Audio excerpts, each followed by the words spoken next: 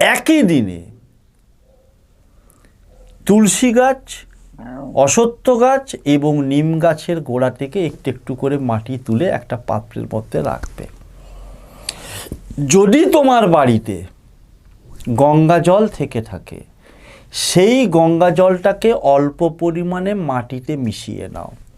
মাটিতে মিশিয়ে নিয়ে কি করবে, ছোট ছোট করে গুলি তৈরি করে রাখবে, বড়ি তৈরি করে, অর্থাৎ যেটাকে আমরা ট্যাবলেট বলি।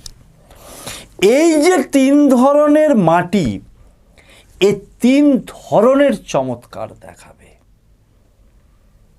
যে তোমার যে দিব্য শক্তি যেটা তোমার শরীরের মধ্যে আছে, তুমি কিন্তু জানো না, সেই দিব্য যে শক্তি, দিব্য আকর্ষণ শক্তিটাকে তোমার কিন্তু বাড়াবে। তার